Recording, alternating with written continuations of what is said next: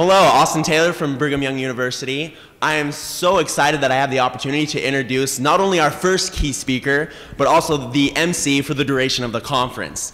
Duane Spires is a national motivational speaker, business coach, and CEO of Extreme Youth Sports, Inc.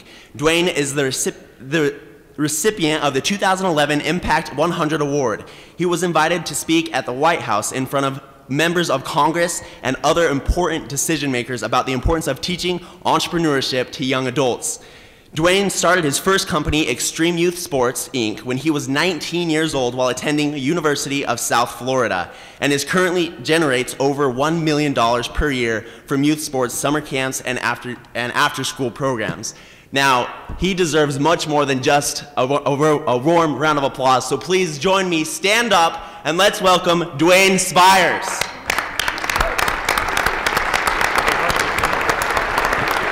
No, I won't. All right. So, here I am, standing in front of a door that literally can change my entire life.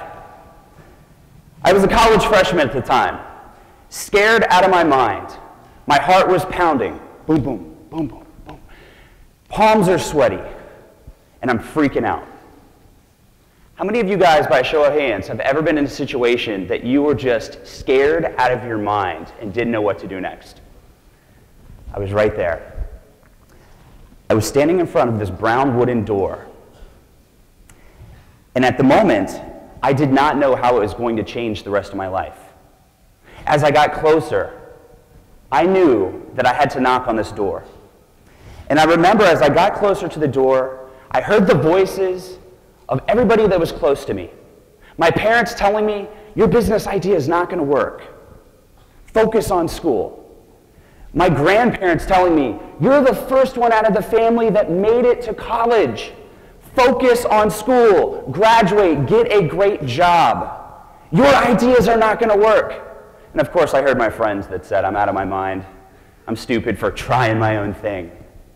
But as I got closer, my voice kicked in.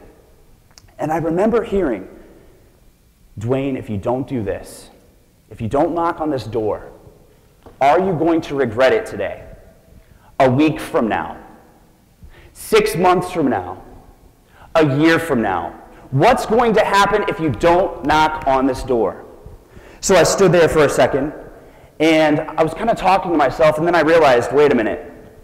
I'm a grown man talking to myself, standing in front of a daycare, and this doesn't look good. So I built up the courage, and I knocked. And this woman answers the door, and the first thing out of her mouth, she goes, can I help you? And I said, hi, my name is Duane, and she goes, I don't want anything that you're selling. And I was like, took a step, and I said, wait a minute. I've got this amazing opportunity for you. I run a martial arts class for children, ages 3 and up. I give them confidence, teach them about discipline, teach them how to have respect. I have an opportunity for you and your business where I can come to your facility once a week and teach a martial arts class to your kids. And she steps back, and she's like, oh, yeah, that sounds like a good idea. Why don't you come on in? Now, ladies and gentlemen, I had done a lot of planning to get myself to that moment, but that was about it. I was shocked that she let me in the door. So I follow her back, and we go into her office, and she asks me to sit down. And she's like, so tell me about this karate program. And I was like, oh, great. It's awesome. Kids love it. It's going to be a lot of fun. She's like, oh, great. That sounds like a good time. So how much is it? I had no idea how much the classes were going to be. I was like, it's going to be $4 per class. She's like, wow, that's really affordable. She's like, well, how much for registration? I had no idea what registration was. I was like, oh, it's $4. She's like, oh, wow, okay. And then I see her lean down. She's sitting behind her desk. She leans down, and I was like, what is she doing? And she's down there for a second, and then she comes up. and she hands me $8 cash. And she says, I want to sign up my son in your karate class. That was the first sale that I made as a college freshman. Now, since then, this business grew from just providing karate at one daycare to providing karate classes to many daycares. We had up to 50. And we also extended our programs into dance, cheerleading, tennis, soccer, all kinds of other sports. And that became the birth of my company as we know it today, that's called Extreme Youth Sports Incorporated. I'm based out of Tampa, Florida. And as the years went on and the recession hit and we started losing students because their moms and dads could not pay for karate and dance, they couldn't afford it. It really hit me hard, and I said, you know what? This organization is for the kids. It's never been about the money. It's for the children. We have to find out some way that we can stay in business. So one of the lessons that I want to talk to you about is about being flexible and not having to stick with the original plan. Because I can tell you right now that if I did that, I wouldn't be standing here today. So instead of just teaching karate all day to having all these kids and having fun, we said we have to offer the clients something that they need, not just something that they can afford when they have extra money. So then we decided that we should offer after-school programs and summer camps. And then it got to the point where I said, you know what, we're not doing enough. We want to bring on other business owners. We want to teach them how to replicate our success and how to spread this all across the state of Florida. And that's exactly what we are doing. And we're ready to take it nationally. We serve thousands of kids. And I'm really excited to talk about that. But more importantly, I want to share with you guys the lessons that I've learned over this journey. So if you have the ability to take some notes, I would love for you guys to follow along. The first lesson that I realized very early on when I was still in college was that goal setting is extremely important. And I'm not talking about, you hear the typical speaker, hey, you guys got to set goals and write them down. Yeah, that's true. You have to write goals. You have to be committed to them. But guys, I want you to take goal setting to the next level. I want you guys to become goal obsessed. Goal obsessed. This is where your goals lead your life. This is where the only thing that you can think about is how to get success by achieving your goals. A friend of mine who is a speaker, he'll be doing a breakout session today. His name is Ash Kumra. Ash, if you're in the building, please stand up. If not, I'll keep moving on. I'm sure he'll be here today. He's flying in from California. But Ash created a website that allows entrepreneurs to create vision boards so that they can actually visualize and see their goals and their dreams in front of them. I invite you to make sure that you check out his breakout session. So once you become goal obsessed, there's still other things you have to do because they're not just going to come true. You have to set a deadline. So when you guys are creating your goals and that's all you can think about, give yourself a deadline. Give yourself the motivation to push forward to achieve success. That's still not enough, though. Ask yourself this question. Who do you hang out with the majority of your time? We all have a close circle of friends. Maybe we hang out with our CEO friends. Or maybe we're like that weird couple that only hangs out with our boyfriend and girlfriend and we have no friends. I'm sure there's a few of you in here.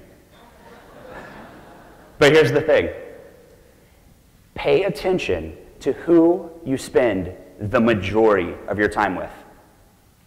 My friends at the time, when I started my first business, they said, Duane, this isn't going to work. Duane, why aren't you coming out to party with us? Duane, why are you always in the bookstore reading all the time? What's that about? But I knew, because I saw the bigger vision. What is your vision? What are you guys committed to? Who do you spend the majority of your time with? Now, if you do have a boyfriend or girlfriend or husband and wife, and they don't support your goals, you need to break up with them. I'm just kidding. What you need to do is you need to have a conversation with them to get them aligned with your goals. Because it's so important to have a team of supportive people. And you know what's awesome is the fact that we're here today. This entire room is here as a team. This entire room is here for the benefit of the greater good of every single individual. So I want to start off by having everybody give yourselves a round of applause for being here and supporting your schools, supporting CEO, and supporting your future and this economy. So let's review. So we've become goal-obsessed. We've written them down. We're thinking about our goals all the time. We've aligned ourselves with the proper team. You know, think of sports, right? You could be the all-star player. You could be the one that you know, always outshines the rest of the team. But if you're not on a good team, you're not going to win. The third thing that's the most important, and this is the secret, the thing that I have to grapple with the most, even at the level that I'm at in business, and I know that everybody in here can relate with it. It's overcoming fears so we can take massive amounts of action. So we can take so much action that nothing can get in our way. You know what's funny is, I always hear about people that have these awesome startups. They're like, yeah, we've got this great idea, but, and then there's an excuse. What are some of the excuses that are common? How many have heard people say, oh, if I only had more money, I could reach my goals? How many people, by a show of hands, have heard people say, I just don't have the time for it right now. I'm too busy with school. I've got finals coming up. Or I've got a family and I don't have time. But you want to know something? Those are just excuses. The real reason people don't take action is simply because they're afraid. They are afraid of success, they're afraid of failure, and they're afraid of the unknown. As kids, we were taught that when we fail, it's bad. We were always told by our parents, don't do that, you're going to hurt yourself. Don't jump off the stage, you're going to hurt yourself. I'm glad I just didn't hurt myself. We were told the words, you can't do that, thousands of times, even up to the age that you are right now. But yet we want to be entrepreneurs. We want to be the people who are leading others. We want to be the people that are going to take great ideas and change this world. You guys have that potential, but you have to take action. So how do we get over these fears? How do we get over that little voice in our head that says, don't do it, play safe. Play safe. Don't take this risk. What if you mess up? What if you fail? Guys, I want you to know something. Failures create two things. They create fears or fortunes. I'll say that again. Failures create two things. Fears, if you let it, or fortunes, if you learn from your mistakes. Every entrepreneur is going to make mistakes. These roadblocks give us the opportunity to push forward. They give us the opportunity to become great. Because I can tell you right now that if you're not out there making mistakes, you're not out there living. And you will never have a business that's successful. You have to get out there and risk it all. Take that plunge and jump. The final remarks that I want to say is that I want you guys to be in the mindset this weekend that if you have a goal, if you have this great business idea, maybe you've already started business, or maybe you're just curious about this entrepreneurship thing. Maybe you don't even know how to spell entrepreneurship. My challenge to you is that by the end of the day on Saturday, when Jeff Hoffman from Priceline closes us out, I want you guys to make a declaration that you guys are going to declare your future, that you guys are going to create it and stand behind your creation and give it your best. In this audience right now, I guarantee that there's people here that already know how that is.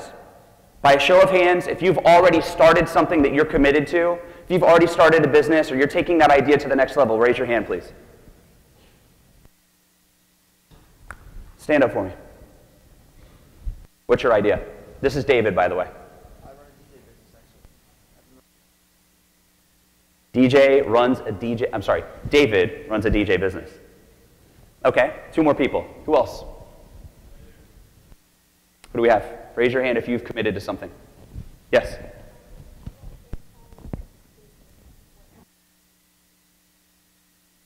Like in-home healthcare. Okay. Okay. So she's committed to something. You over there.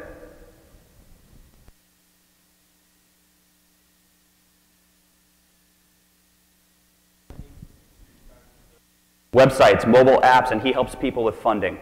Last person all the way in the back, shout it out. Traveling business. All right, let's give all 4 of them a hand, please.